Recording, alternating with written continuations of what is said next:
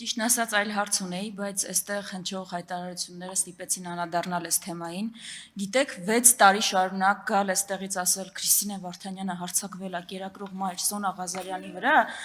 հետո էլ բանը դրամատիզմ ավելացնելու համար կարծեմ հպում էլ է եղել, չէ, սխալ եք ասում, որևէ հպում չի եղել, նոյեմբերի 9-ից հետո ընդհանրապես քաղաքական ցույց է եղել, ու Սոնա Ղազարյանից պատասխան են պահանջել ձեր արարքների համար, որի համար պատասխանատու եք, բայց եթե մի 6 տարի էլ գաք ասեք, ես արդեն կսկսեմ հավատալ, որ ոչ միայն հարձակվել եմ, այլ սպանել ու քարատել եմ Սոնա Ղազարյանին, այս համառությամբ որ բան անեք շարունակեք։ Եթե դուք ուզում եք, որ ես ներողություն խնդրեմ ձեր դեմ արած ցույցերի համար, ես դրա համար ներողություն չեմ խնդրելու։ Դրանք իմ ամոթի էջերը չեն, իմ հակառակը պարտության էջերն են։ Ես զարմանում եմ, Եվրոպա գնացող թիմը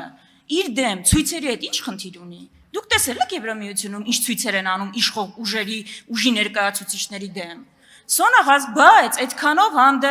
այդքանով հանդերձ այս ամբիոնից Ինթատեք падգամավորին թողեք հարցը հնչեցնի արգելի գործընկեր։ Սոնա Ղազարյանի դեմ նոյեմբերի 9-ից հետո ընդհանրապես ցույց է եղել պատասխան, մենակ Սոնա Ղազարյանին չէ, ձեր դեմ ում կարողացել ենք հանդիպել ու պատասխան ենք պահանջել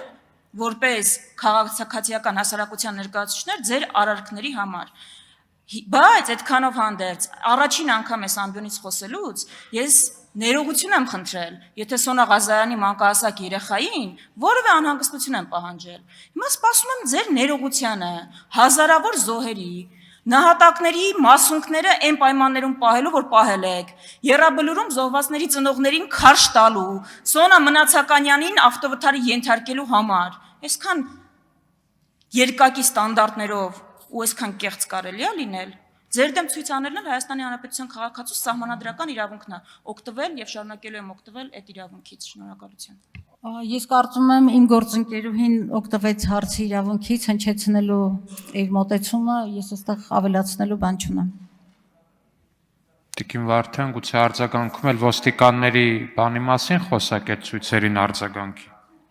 Ոստիկանների արձագանք։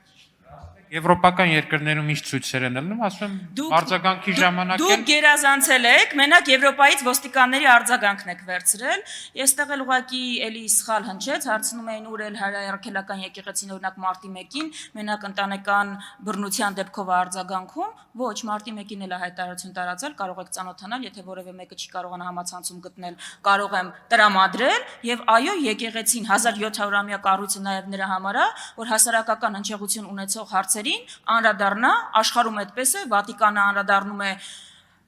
հղիության արհեստական ընդհատումից սկսած մինչև տարբեր թեմաների եւ դա բնական է։ Եկեղեցին չանդրադառնա, քաղաքական գործիչները չանդրադառնան, այսինքն քաղաքականությունը թողանք ձեր հույսին։ Դա ձեր ուզածը, չէ՞։ Սխալ եք, ձեր հույսին պետք չի թողել, հակառակը։ Տիկին Գալստյան։ Անցնենք մյուս հարց։ Երկրորդում եմ բնականաբար։